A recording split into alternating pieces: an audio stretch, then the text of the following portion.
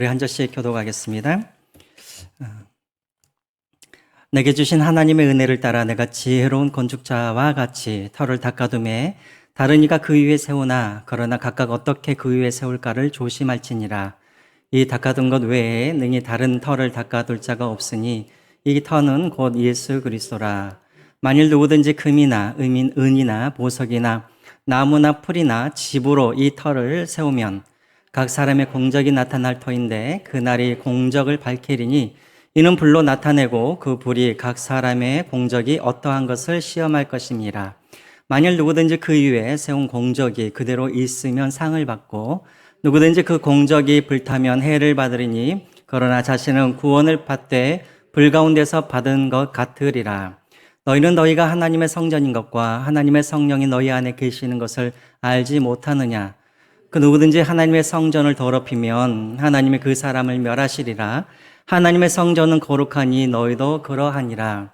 아무도 자신을 속이지 말라. 너희 중에 누구든지 이 세상에서 지혜 있는 줄로 생각하거든 어리석은 자가 되라. 그리하여야 지혜로운 자가 되리라. 이 세상 지혜는 하나님께 어리석은 것이니 기록된 바 하나님은 지혜 있는 자들로 하여금 자기 꾀에 빠지게 하시느니라 하였고 또 주께서 지혜 있는 자들의 생각을 헛것으로 아신다 하셨느니라. 그런즉 누구든지 사람을 자랑하지 말라. 만물이 다 너희 것임이라. 바울이나 아볼로나 게바나 세계나 생명이나 사망이나 지금 것이나 장래의 것이나 다 너희의 것이요 너희는 그리스도의 것이요 그리스도는 하나님의 것이니라. 아멘. 여러분, 우리가 신앙생활을 할 때 중요한 것들이 참 많이 있지만 우리가 신앙생활을 할 때 정말 중요한 것 중에 하나는 또 무엇이냐면 우리가 하나님이 누구이신가, 그리고 그거 더불어 내가 누구인가를 늘 잘 알아야 한다라는 것이죠. 왜 우리가 신앙생활을 하는 데 있어서 우리가 자꾸만 문제가 일어나고 자꾸만 이렇게 신앙생활이 이렇게 어렵냐면 하나님이 누구이신지, 그리고 내가 누구인지, 다시 말하면 나의 신분이 무엇인지를 우리가 그렇게 깨닫지 못하기 때문에 우리가 신분에 맞게 우리가 살지 못하고, 그러기 때문에 자꾸만 문제가 생긴다라는 것이죠. 오늘 이 고린도 교회도 마찬가지입니다. 고린도 교회가 자꾸만 이렇게 문제가 일어나는 것은 무엇이냐면 그들은 하나님에 대해서는 잘 알고 있지만 자신들이 누구인지에 대해서는 잘 모르고 있었다라는 것이죠.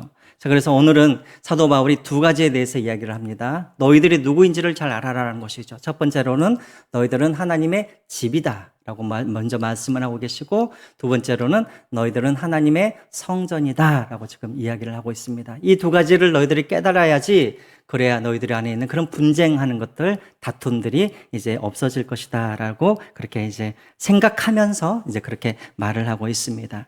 지난주에 어떤 말씀으로 끝이 났냐면 9절 말씀으로 끝이 났는데요. 9절을 다시 한번 읽어보겠습니다. 9절. 우리는 하나님의 동역자들이요 너희는 하나님의 밭이요 하나님의 집이니라 라고 말을 하고 있습니다. 사도 바울이 지난주에 제발 너희들이 좀 싸우지 말고 좀 하나가 되라, 어린아이같이 되지 말고 좀 성숙한 사람이 되라 라고 말을 하면서, 너희들이 누구냐면 너희들은 하나님의 동역자이고 하나님의 밭이고 하나님의 집이다 라고 그렇게 말을 하고 있습니다. 자, 그래서 이제 오늘 10절부터 15절까지는 이제 무엇에 대해서 이야기를 하냐면, 너희들이 하나님의 집이기 때문에 너희들이 어떻게 하나님의 집으로 너희들이 잘 지어져 가야 하는지, 이제 거기에 대해서 이제 사도 바울이 이야기를 하고 있는 것이죠. 자, 어떻게 하면은 이 하나님의 집인 이 교회가 잘 세워져 갈 수 있을까? 사도 바울이 이제 거기에 대해서 이야기를 합니다. 먼저 10절을 읽어보겠습니다. 10절입니다. 내게 주신 하나님의 은혜를 따라 내가 지혜로운 건축자와 같이 터를 닦아두매 다른 이가 그 위에 세우나 그러나 각각 어떻게 그 위에 세울까를 조심할지니라 라고 되어 있습니다.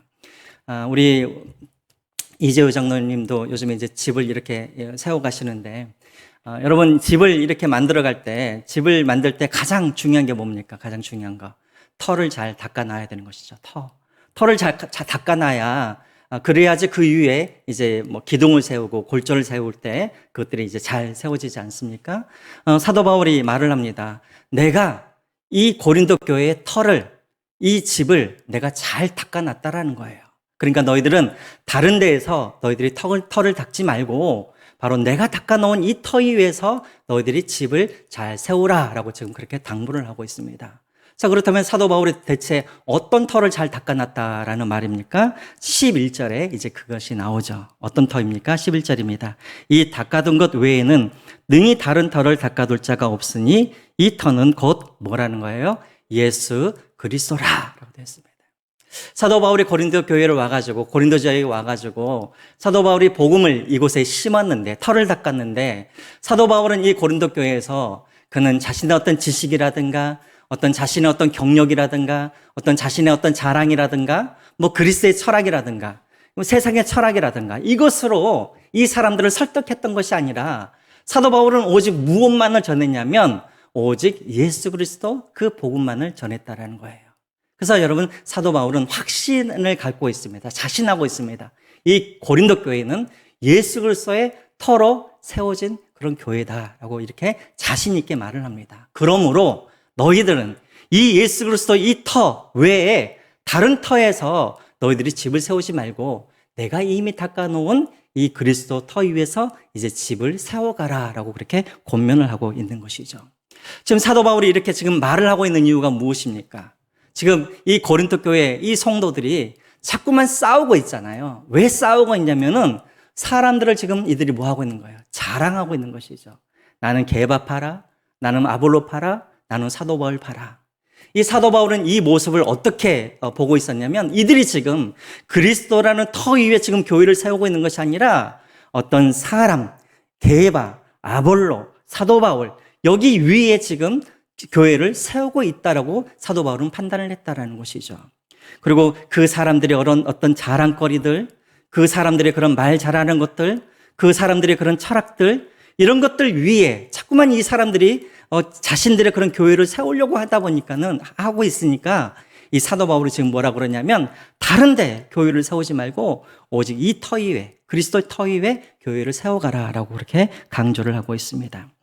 여러분 교회는 어디 위에서 세워야 됩니까? 예수 그리스도 위에서 교회는 세워져 가야 합니다. 믿으십니까? 이단들의 특징이 있습니다. 이단들도 여러분 어떻습니까? 이단들도 성경에 대해서 이야기를 하죠. 이단들도 하나님에 대해서 이야기하고 이단들도 예수 그리스도에 대해서 이야기를 합니다. 자, 그런데 그들의 문제는 무엇이냐면 그들은 어디 위에 교회를 세워가고 있냐면 예수 그리스도 터 위에 교회를 세워가는 것이 아니라 문성명이라는 그런 사람 위에 또 정명석이라는 그런 사람 위에 또 이만이라는 이런 사람 위에 그들은 교회를 세워가고 있는 것이죠. 그렇기 때문에 그들이 바로 이단이라는 것입니다. 여러분 그런 면에서 우리도 조심을 해야 돼요. 여러분 우리도 우리 신앙을 우리가 쌓아갈 때 또 우리 교회를 우리가 세워갈 때 우리는 어떤 터 위에 우리가 세워가야 되냐면 예수 그리스도 위에 우리가 신앙을 세워가야 되는데 어떤 교회들은 뭐 유명한 어떤 목사님들 터 위에 교회를 세워가는 사람들도 있고 또 어떤 사람들은 어떤 특정한 어떤 목사님들의 그런 신학 사상 위에 교회를 세워가는 그런 사람들이 많이 있죠. 특별히 여러분 우리 장로교회도 이런 것들을 좀 조심을 해야 돼요. 우리 장로교회는 대부분의 신학이 다 누구의 신학을 우리가 의지하고 있냐면 존 칼빈이라는 칼빈의 신학을 우리가 많이 의지하고 있죠. 자, 그런데 어떤 교회는 또 어떤 사람들은 이 존 칼빈이 해석한 것 외에 다른 곳으로 해석을 하면은 다 뭐라고 하냐면 이단이라고 말하는 사람들이 있어요.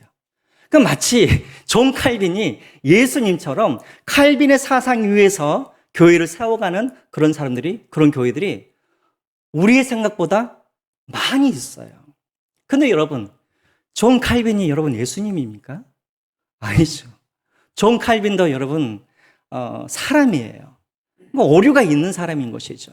근데 마치 존 칼빈은 오류가 마치 없는 것처럼 칼빈 외에 다른 것들로 해석을 하게 되면 마치 이단처럼 정죄하는 그런 사람들, 그런 교회들이 많이 있다라는 것입니다. 그러므로 여러분 우리도 조심해야 한다라는 거예요.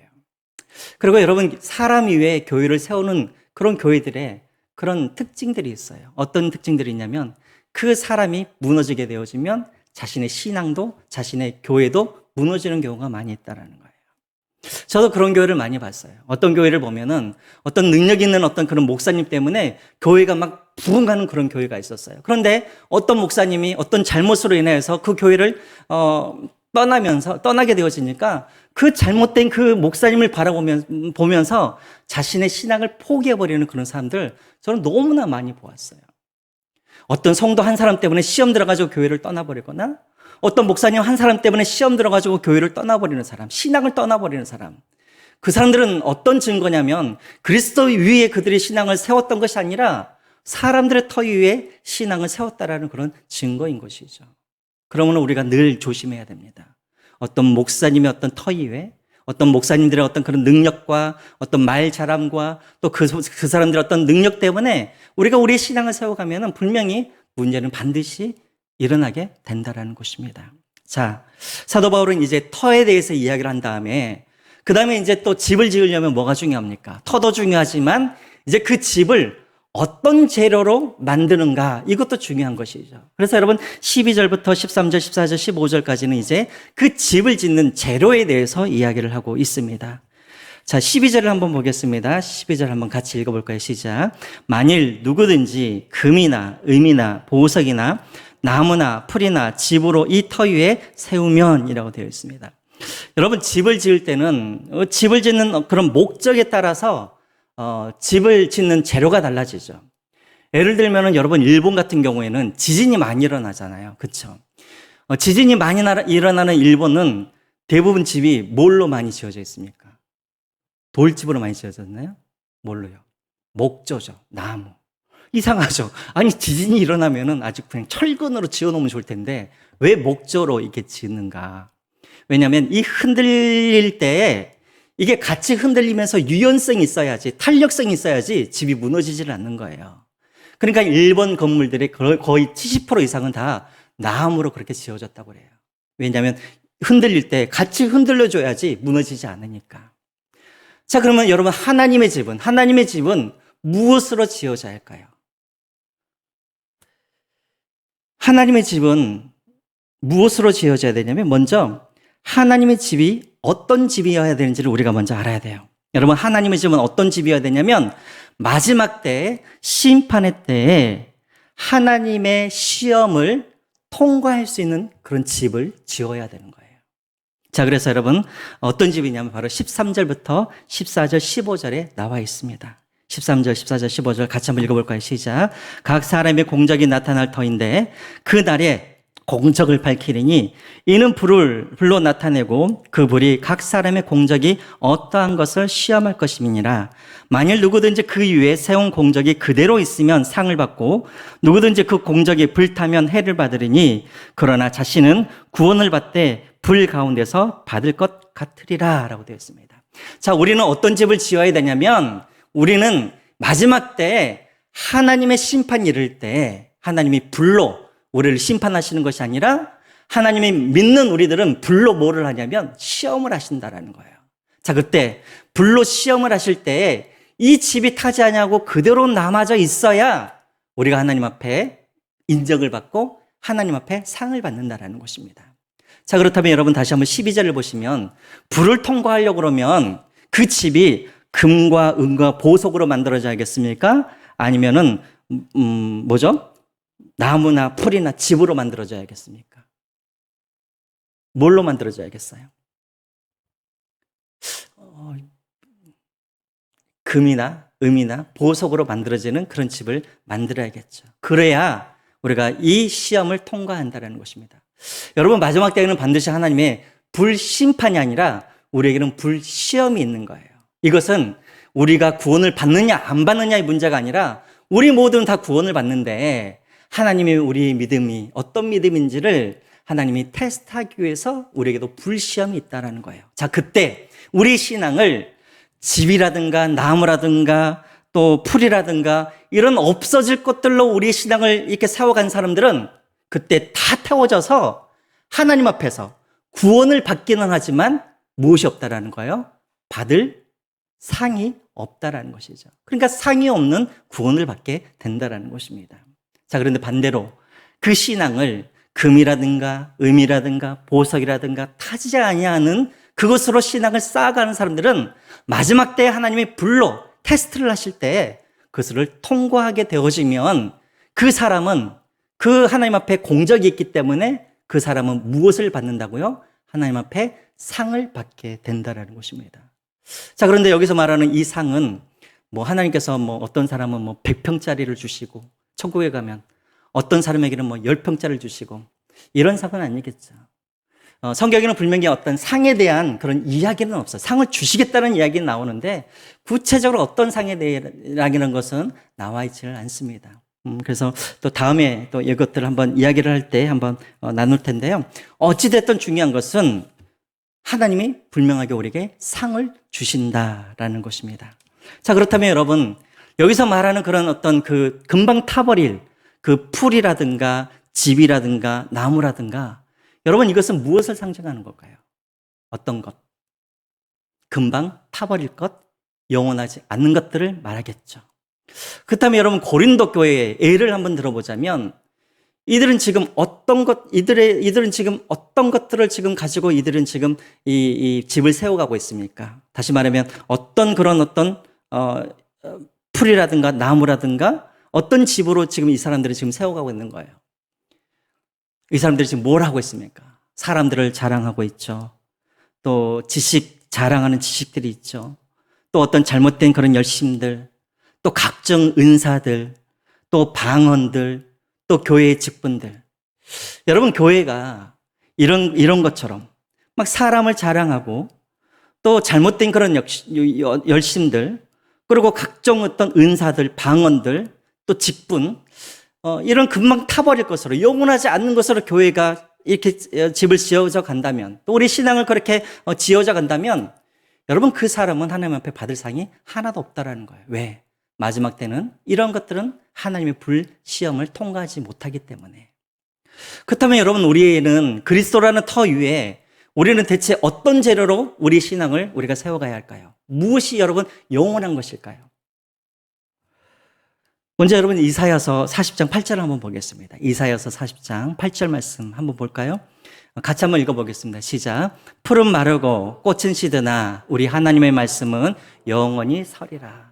첫 번째로 우리 그리스도 터 위에 우리가 세워져야 할, 우리가 만들어가야 할 그런 집은 무슨 재료로 해야 되냐면 영원히 시들지 아니하는 그런 하나님의 말씀, 예수 그리스도의 지식으로 우리가 이 집을 만들어 가야 한다는 것입니다.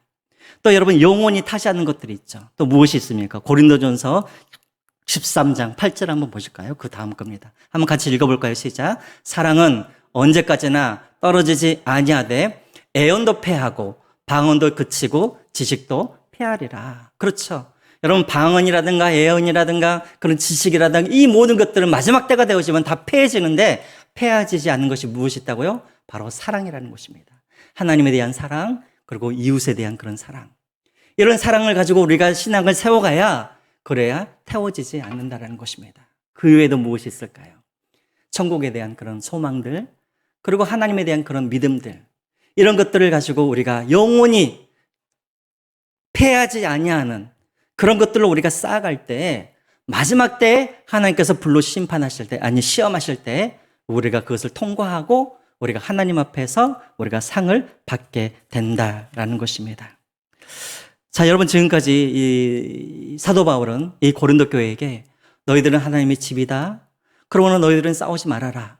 그리고 하나님의 집으로서 너희들이 아름답게 흔들림이 없는 그런 집을 지어져 가라 라고 말을 하면서 첫 번째로는 예수 그리스도 터 위에 너희들이 집을 지어갈 것이고 두 번째로는 영원히 타지 아니하는 그런 영원한 어떤 가치 있는 것들로 너희들이 집을 지어가라 라고 그렇게 지금 권면을 하고 있습니다.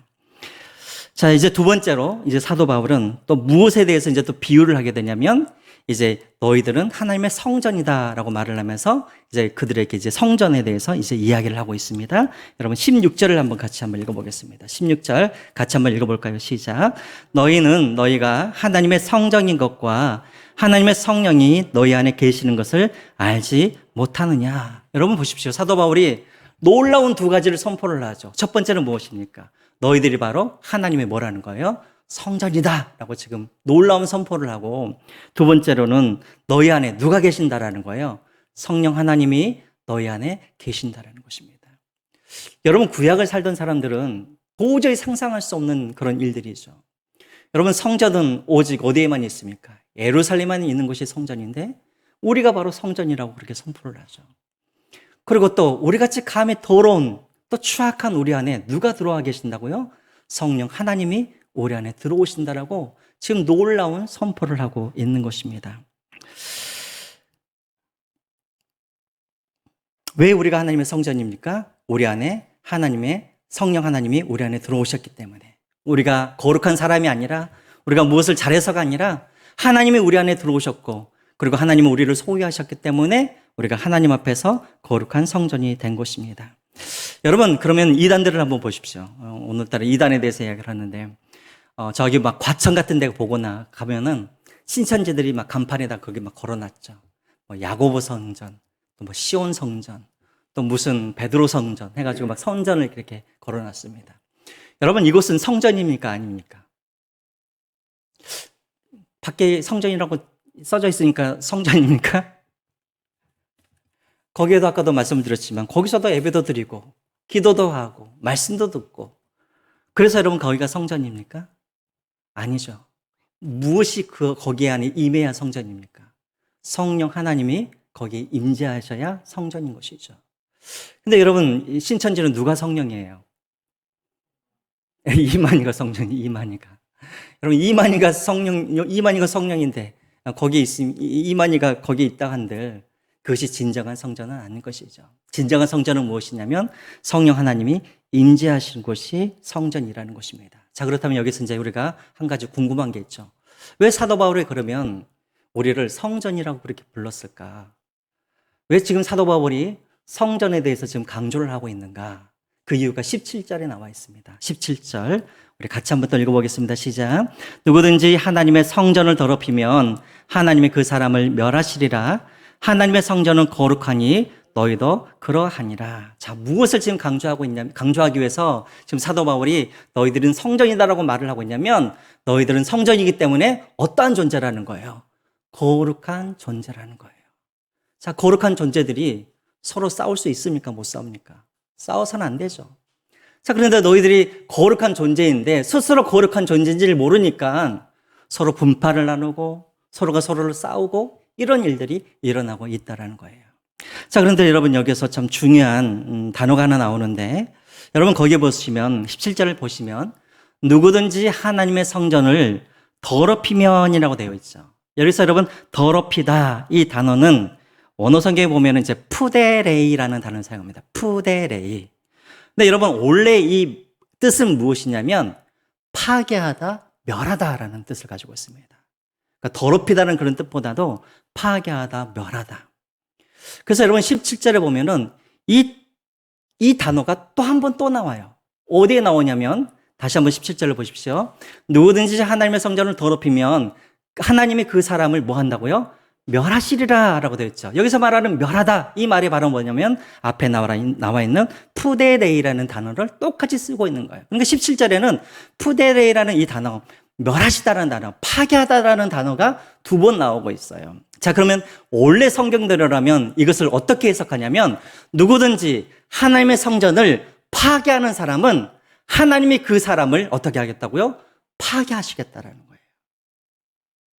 여러분 이것은 참 무서운 말이죠. 여러분 저를 한번 보세요. 여러분 우리는 교회 안에서 사람들과 싸우고 그리고 내가 어떤 사람들에게 내가 상처를 주고 우리는 이것을 우리는 너무 가볍게 생각하는 사람들이 있어요. 아유 그냥 살다 보면은 그럴 수도 있지. 그런데 오늘 17절에는 뭐라고 그러냐면 그것은 그냥 상처를 주는 것이 아니라 그것은 하나님의 성전인 것을 뭐 한다는 거예요? 파괴하는 행위라는 거예요. 우리는 무심코 어떤 말 하나를 가지고 우리는 무심코 어떤 행동 하나로 다른 사람들에게 상처를 주지만 그것은 어떤 거냐면 그냥 어떤 한 사람의 상처를 입는 것이 아니라 하나님께서 가장 아끼시는 하나님의 성전을 뭐 한다는 거예요? 멸하고 파괴하는 행위라는 거예요. 자, 그러면 거기서 끝나는가? 아니에요. 하나님께서는 자신의 성전을 너무나 사랑하시기 때문에 그렇게 하나님의 성전을 파괴하는 사람을 하나님은 어떻게 하신다고요? 하나님도 그 사람을 파괴하시겠다고 말을 하고 있는 거예요. 그러니까 여러분 우리는 이것을 두려운 마음으로 우리가 가져야 되는 거예요. 여러분 우리가 옆에 있는 우리 한 사람 한 사람들 다 보세요. 내 주변에 있는 사람들 다 하나님의 성전인 거예요. 그 안에 성령 하나님께서 거하시는 성전인 거예요. 그러니까 우리는 그 한 사람을 우리가 가볍게 여겨서는 안 돼요. 하나님이 가장 사랑하는 하나님의 성전인데 우리가 감히 우리의 말로 우리의 행동으로 또 내가 무심코 하는 어떤 무엇으로 그 사람에게 상처를 주는 것, 시험 들게 하는 것, 이것은 파괴하는 행위인 것이죠. 그러면 하나님도 가만히 있지 않겠다라는 거예요. 그 사람을 하나님도 파괴하겠다라는 것이죠. 근데 여러분, 여기서 파괴하겠다라는 이 말은, 멸하겠다는 말은 네가 구원을 받을 사람인데 너 구원 못 받게 하겠어, 이건 아니에요. 지옥을 보내겠다는 건 아니죠. 왜요? 하나님께서 한번 선택하신 분이기 때문에, 사람이기 때문에 그렇게 하지는 않겠지만, 그러나 하나님께서 그에 걸맞는 징계는 하나님께서 하시겠다는 것입니다. 그러면 여러분, 우리가 늘 조심을 해야 돼요. 우리가 말 한마디 할 때, 옆 사람을 대할 때 그냥 한 사람이 아니라 저 사람은 그 안에 하나님을 모시고 있는 하나님의 성전이라는 것을 우리가 생각하면서 우리가 그 사람들을 대해야 된다는 것이죠. 또 한 가지, 우리가 우리 자신들을 바라볼 때도 마찬가지예요. 내가 그냥 한 사람이 아니라 내 안에는 하나님께서 거하시는 나는 하나님의 성전인 거예요. 그러므로 우리는 늘 어떻게 해야 됩니까? 거룩하게 우리가 살아야 된다라는 것입니다. 자, 그러면 우리가 어떻게 하면 우리가 거룩하게 살 수가 있는가? 고린도 교회의 그런 상황 속에서 어떻게 하면 우리가 서로가 서로를 파괴하지 않냐고, 멸하지 않냐고 우리가 거룩하게 살아갈 수가 있는가? 18절에 이제 그 방법이 나와 있습니다. 여러분, 18절을 또 같이 한번 읽어볼까요? 18절 시작. 아무도 자신을 속이지 말라. 너희 중에 누구든지 이 세상에서 지혜 있는 줄로 생각하거든 어리석은 자가 되라. 그리하여야 지혜로운 자가 되리라. 하나님이 다른 성전들을 하나님이래요. 사도 바울이 다른 성전들을 파괴하지 아니하는 방법이 하나 있는데, 그것은 무엇이냐면 너희들이 어떤 자가 되라고요? 지혜로운 자가 되라고요? 아니요, 그 앞에 어리석은 자가 되라고요. 어리석은 자. 너희들이 어리석은 자가 되는 것이 바로 교회가 서로가 서로를 파괴하지 아니하는 방법이라는 것이죠. 여러분, 교회 안에서 분란이 일어나고 서로 싸움이 일어나고 대부분 교회 안에서 문제를 일으키는 사람들이 대부분 어떤 사람들입니까? 스스로 지혜롭다라고 생각하는 사람들이 대부분 문제를 많이 일으키죠. 내가 저 사람보다는 좀 낫고 내가 저 사람을 가르칠 수 있는 그런 입장에 있다라고 스스로 지혜롭다라고 생각하는 사람들이 사실은 교회 안에서 문제를 많이 일으키는 것이죠. 그래서 사도 바울이 뭐라 그럽니까? 너희들은 그렇게 스스로 지혜롭다라고 스스로 착각하는 사람들처럼 되어서 다른 사람들을 파괴하는, 다른 성전들을 파괴하는 그런 사람이 되지 말고 차라리 너희들은 뭐 하라는 거예요? 어리석은 자가 되라는 거예요. 어리석은 자가 되어서 그냥 잠잠하고 다른 사람들을 파괴하지 말라는 거예요. 그것이 바로 지혜라는 것입니다. 제가 몇 년 전에 우리 한 목사님한테 제가 들은 이야기인데요.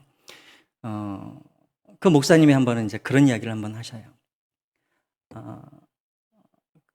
한 집사님이 계시는데 그 집사님이 이제 아들 하나, 남편과 그렇게 사는 분이었는데 남편하고 이제 사별을 하게 되었어요.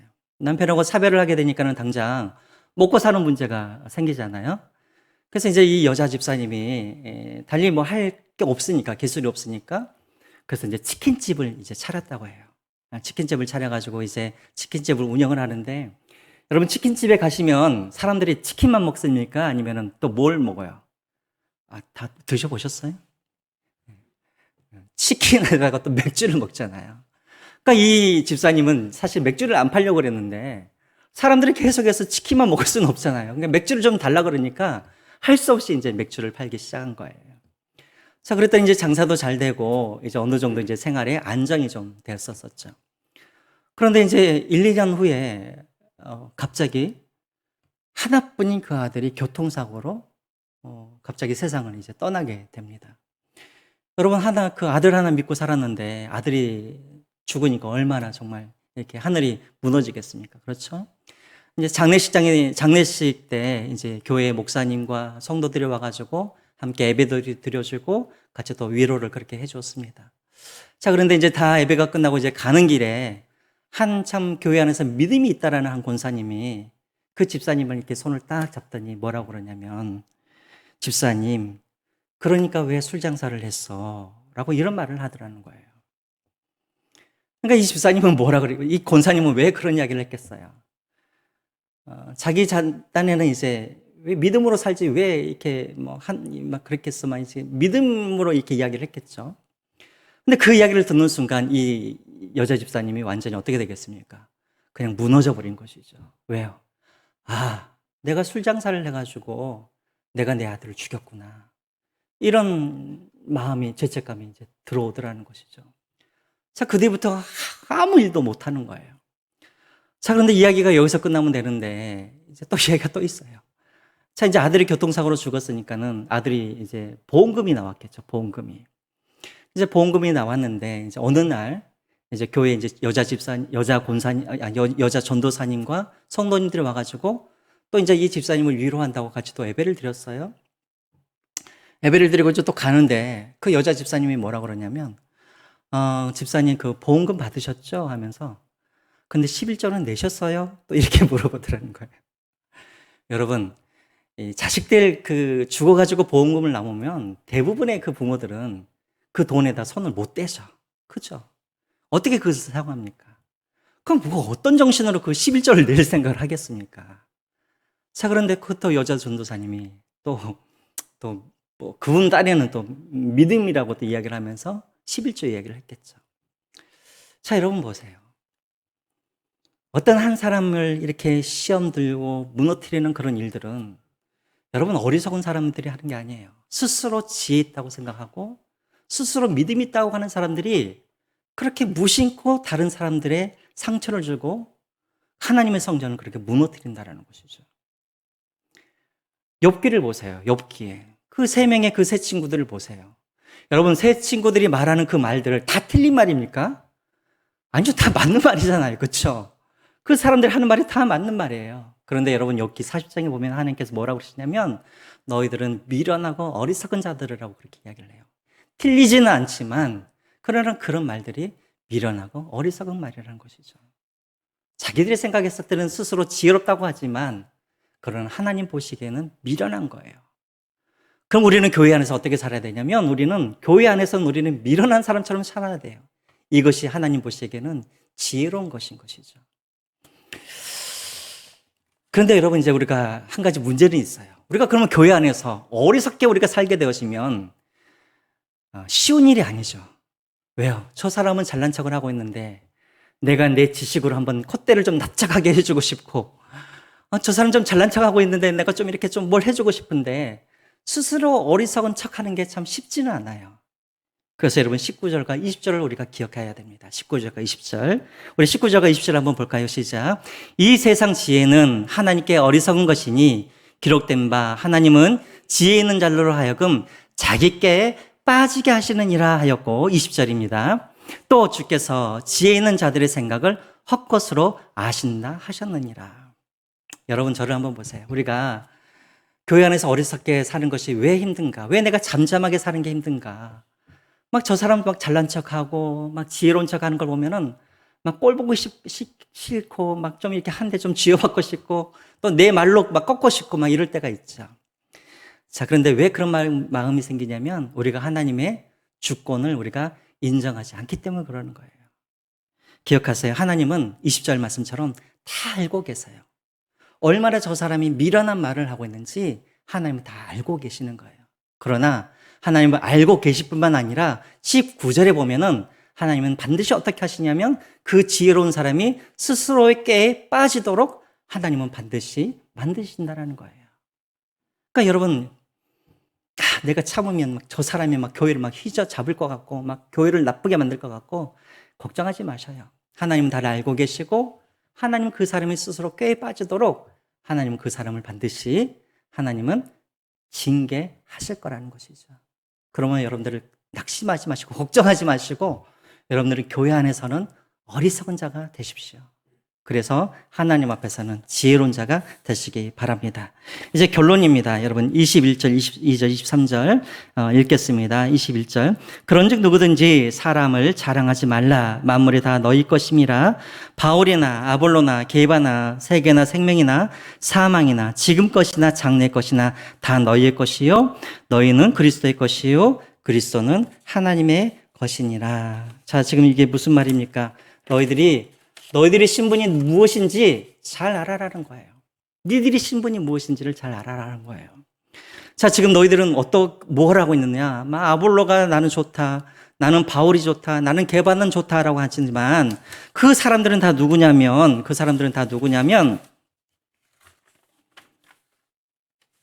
그것들을 자랑하지 말라는 거예요. 왜요? 그 사람들은 다 누구냐면 다 그 사람들은 너희를 위하여서 하나님께서 보내주시는 사람들이라는 거예요.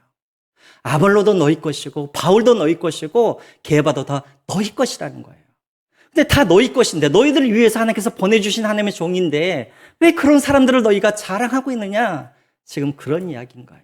그리고 바울이라든가 게바라든가 아볼로만 너희 것이 아니라 이 세상에 있는 모든 것은 만물들은 다 너희의 것이라는 거예요. 왜? 23절에 말한 것처럼 너희는 그리스도의 것이요 그리스도는 하나님의 것이라. 무슨 말입니까? 너희들은 다 누구의 것이라는 거예요? 하나님의 것이라는 것이죠. 다시 말하면 너희들은 하나님의 자녀이고 하나님의 상속자라는 거예요. 이게 바로 너희들의 신분이라는 것이죠. 너희들은 이 만물의 주인인데 그 조그마한 일 가지고 왜 네가 낫는지 내가 낫는지, 이 조그마한 일 가지고 왜 네가 잘났는지 내가 못 났느니 그러지 말라는 거예요. 무슨 말인지 아시겠죠? 여러분, 교회 안에서 싸우는 일들 보면은 대부분 무슨 큰 일 때문에 싸웁니까? 아니면 조그마한 일 때문에 싸웁니까? 다 조그마한 일 때문에 싸우죠. 나는 밥을 안 먹었는데 왜 저 사람은 먼저 밥을 먹고 저래? 막 하면서 다 그런 것 때문에 싸우잖아요. 근데 여러분, 우리는 누구예요? 우리는 하나님의 자녀이고 하나님의 상속자고 우리는 하나님의 아들, 딸들이잖아. 이 모든 것의 주인이 우리인데 누가 밥을 먼저 먹고 누가 밥을 적게 먹고 누가 밥을 많이 먹고 누가 적게 먹고 이런 것이 무슨 그런 게 무슨 소용이냐는 것이죠. 고린도 교회 안에 있는 문제들, 하나님의 자녀의 눈으로 보면, 왕자나 공주의 눈으로 보면 아무 일도 아닌데 이들이 자기가 누군지를 모르고 자기들의 신분이 무엇인지를 모르니까 그 조그만 일에 가지고 상처 입고 연연하고 서로 이기려고 그러고 그렇다라는 것이죠. 너희 신분을 잘 알아라는 것입니다. 다 너의 것이라는 거예요. 여러분, 이제 말씀을 맺겠습니다. 여러분, 우리는 누구입니까? 우리는 하나님의 집입니다. 그럼 우리는 어디에다가 터를 쌓아야 됩니까? 오직 예수 그리스도 터 위에.